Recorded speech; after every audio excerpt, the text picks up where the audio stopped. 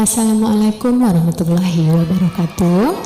Selamat pagi anak-anak ibu semuanya. Bagaimana kabarnya hari ini?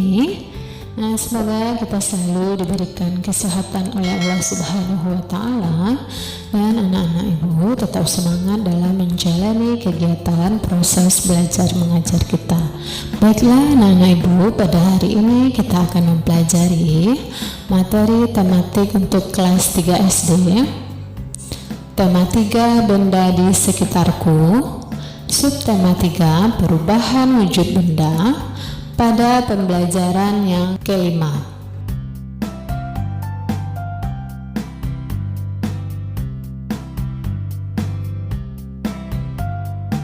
Adapun tujuan pembelajaran kita hari ini,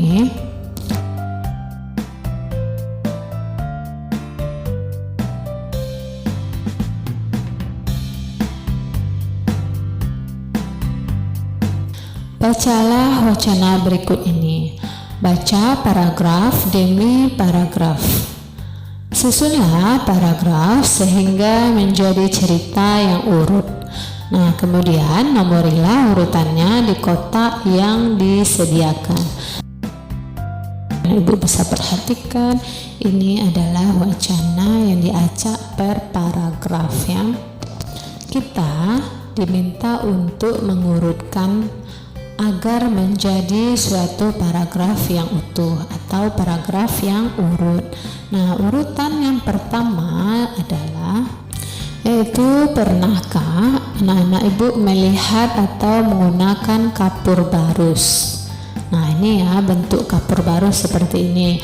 Ada yang berwarna putih, kemudian ada yang berwarna kuning, hijau, pink, dan lain sebagainya ya.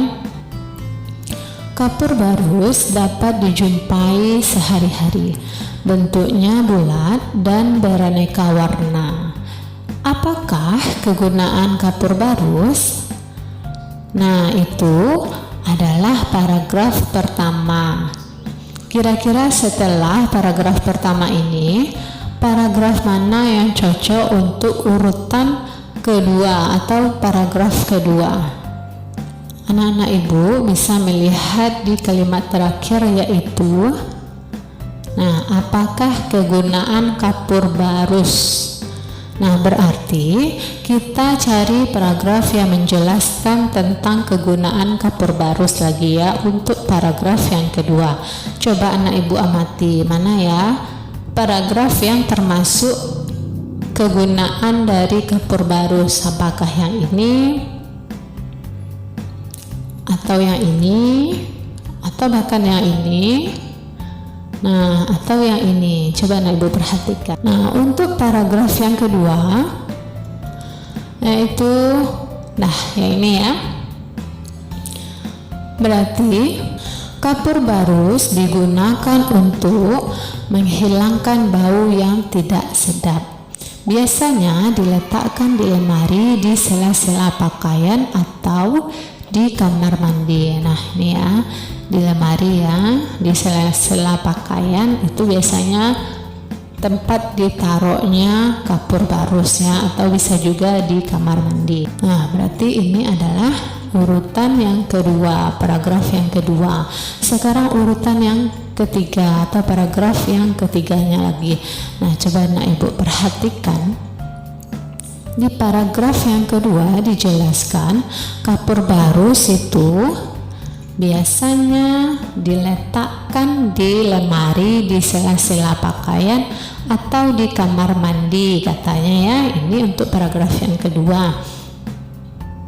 Nah, kira-kira urutan yang ketiga yang mana ya anak-anak ibu? Coba anak ibu perhatikan urutan atau paragraf yang ketiganya yang mana? Nah, apakah kapur barus lama-kelamaan mengecil dan habis, atau peristiwa menyublin mengakibatkan kapur barus mengecil dan habis, atau bahkan apa yang terjadi pada kapur barus? Nah, coba. Nah, berarti untuk paragraf yang ketiga yaitu, apa yang terjadi pada kapur barus? Lama-kelamaan kapur barus akan mengecil dan habis. Apa yang terjadi? Nah, dari sini, dari paragraf yang ketiga ini nanti akan menjelaskan, yaitu paragraf yang keempat yang ini. Kapur barus lama kelamaan mengecil dan habis karena terjadi perubahan wujud pada kapur barus.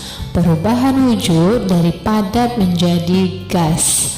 Perubahan wujud dari padat menjadi gas disebut menyublim. Nah, maka urutan yang terakhirnya berarti, nah yang ini ya, menjelaskan peristiwa menyublim. Peristiwa menyublim mengakibatkan kapur barus mengecil dan habis. Ketika kapur barus berubah wujud menjadi gas, tercium bau wangi di udara. Nah, itu tadi urutan dari paragraf ya anak-anak Ibu. Di sini ada paragraf satunya, kemudian ada paragraf 2-nya, dan paragraf 3, kemudian paragraf keempat dan paragraf kelima ya. Letaknya di acak, berarti kita di sini menyusun paragraf ya, sehingga menjadi cerita yang urut atau cerita yang utuh ya. Nah, dari paragraf ini kita mengetahui perubahan wujud benda, yaitu perubahan wujud benda dari padat menjadi gas. Nah, contohnya tadi yaitu kapur barus ya. Nah, ini kapur barus ya anak Ibu. Kapur barus yang diletakkan di lemari pakaian ya, di lemari pakaian lama kelamaan akan mengecil. Itu disebut perubahan wujud dari padat menjadi gas yang disebut dengan peristiwa menyublim. Nah, pada pembelajaran sebelumnya kita telah mempelajari itu tentang mencair, kemudian membeku, menguap, mengembun, dan yang sekarang adalah menyublim. Tugas 1. Perubahan wujud sudah dipelajari pada pembelajaran sebelumnya. Nah, sekarang anak-anak Ibu pasangkan kata berikut dengan arti yang sesuai. Nah, di sini ada kata mencair, kemudian membeku, menguap, dan mengembun, kemudian ada menyublim. Nah, tugas anak Ibu yaitu memasangkan kata ini ya. Kata yang ini dengan arti yang sesuai. Nah, di sini ada pilihan artinya, nanti anak Ibu pasangkan, dikasih tanda panah ya, mana yang benar artinya, mana yang sesuai ya. Mencair mana arti yang sesuainya, nanti anak Ibu setelah nanti anak Ibu cari mana artinya yang sesuai. Setelah anak Ibu ketahui mana artinya yang betul atau yang sesuai, nanti anak Ibu kasih tanda panah ya. Nah, itu untuk tugas 1. Tahukah anak-anak Ibu, perubahan wujud juga terjadi pada benda gas menjadi padat.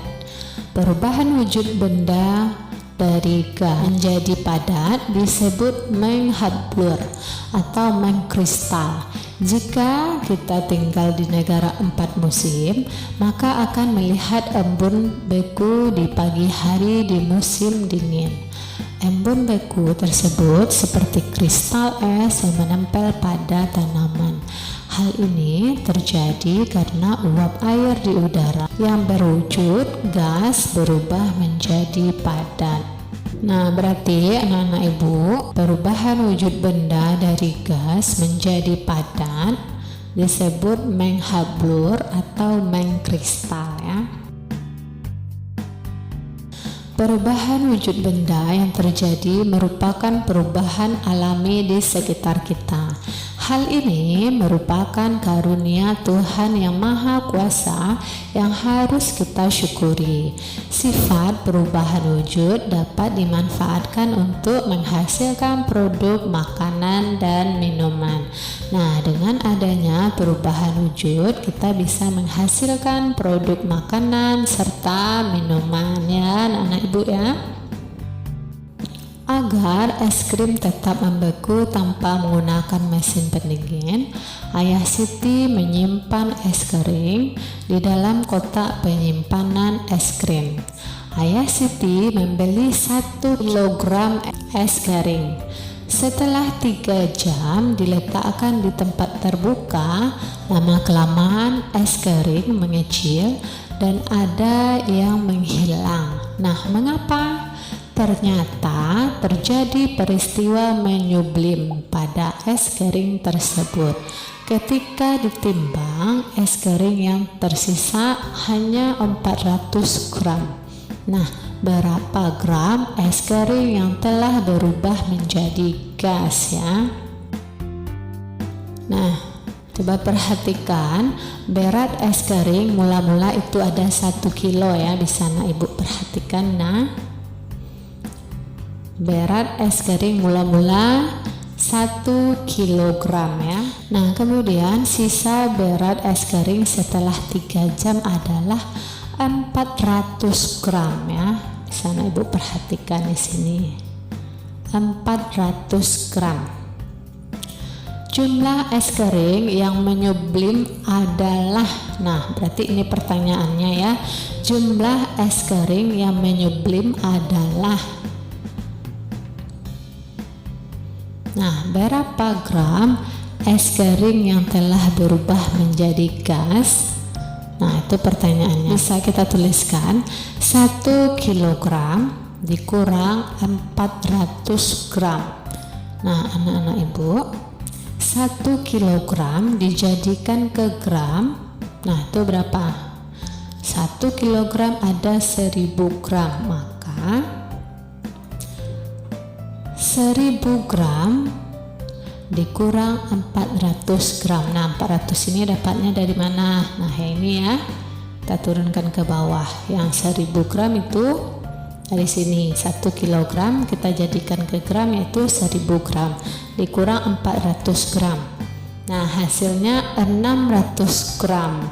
Jadi es kering yang berubah menjadi gas adalah 600 gram. Nah, sampai di sini anak-anak Ibu paham kan? Samakanlah satuan berat jika menemukan satuan yang berbeda ketika menghitung.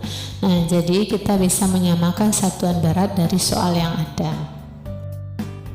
Tugas 2, pasangkan satuan kilogram dengan satuan gram yang sesuai. Nah, di sini ada sekitar 1, 2, 3, 4, 5. Nah, coba Ibu perhatikan yang pertama yaitu 3230 gram.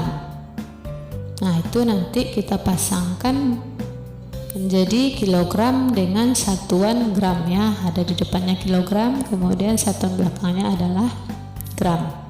Nah, untuk yang pertama itu ada 3230 gram. Nah, itu mana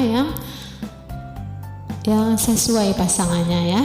Nah, coba kita cari dulu untuk yang nomor 1. Nah, nomor 1 ya. Sini ada 3230 gram. Itu dijadikan ke kilo itu berapa kilo ya?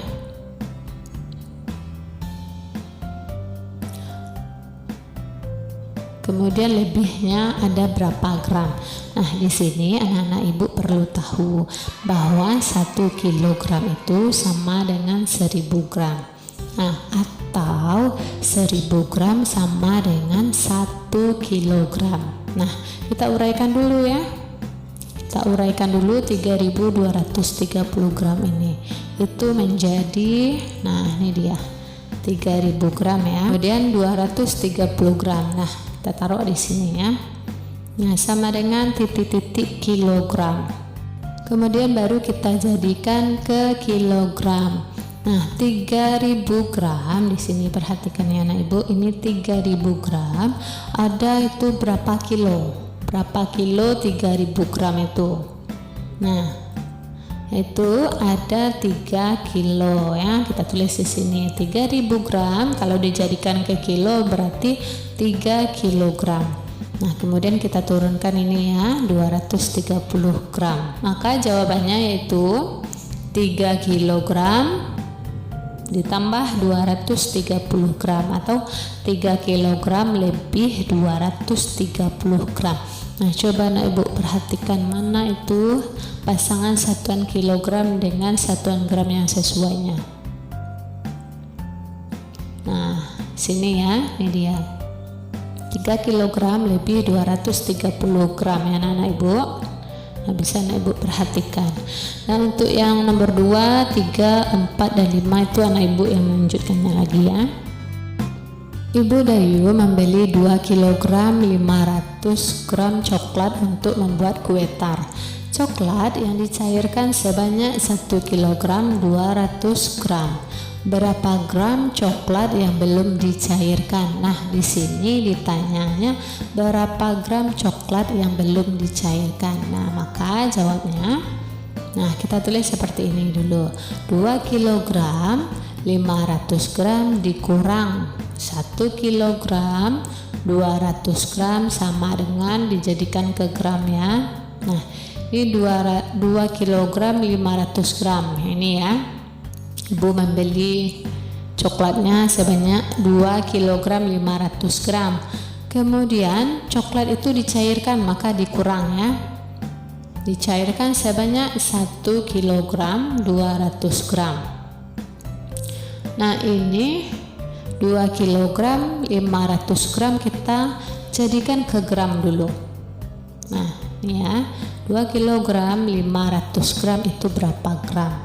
Nah, 2 kg kalau dijadikan ke gram itu ada 2000 gram. 2000 gram ya anak ibu. Kemudian ditambah ini 500 gram kita turunkan di sini. Berarti 2000 gram ditambah 500 gram adalah 2500 gram. Nah, ini untuk yang di sini nanti ya. Kemudian yang ini lagi 1 kg 200 gram itu dijadikan gram berapa? Kita cari lagi. 1 kg 200 gram maka berapa gram? Nah, 1 kg kita jadikan ke gram itu berapa? Nah, 1000 ya. 1000 gram. Nah, 1 kg dijadikan ke gram yaitu 1000 gram. Nah, kemudian 200 gram kita turunkan di sini. Nah, berarti 1000 gram ditambah 200 gram hasilnya 1200 gram. Nah, kalau sudah ketemu seperti ini sudah menjadi gram, maka kita tuliskan di sini 2500 gram. Nah, ini ya. Kemudian dikurang 1200 gram. Ya, ini ya. Nah, maka hasilnya adalah 1300 gram. Jadi, gram coklat yang belum dicairkan ada 1300 gram. Tugas 3. Selesaikanlah soal di bawah ini. Nah, untuk soal pertama yaitu nelayan membutuhkan 750 kg es kering setiap harinya. Es kering diperlukan untuk mendinginkan ikan agar tetap segar. Berapa kilogram es kering yang dibutuhkan dalam seminggu? Nah, nomor 2, Ibu Dayu membeli tepung terigu sebanyak 2 kg. Persediaan tepung terigu di rumah 550 gram. Nah, berapa gram tepung terigu Ibu Dayu sekarang? Nah, itu tugas 3. Ada 2 soal yang anak ibu jawab ya. Nah, sekian pembelajaran kita pada materi tematik untuk kelas 3 SD. Tema 3, benda di sekitarku. Subtema 3, perubahan wujud benda pada pembelajaran yang kelima. Nah, semoga bermanfaat bagi anak ibu. Ibu sudahi dengan wabillahi taufiq wal hidayah. Assalamualaikum warahmatullahi wabarakatuh.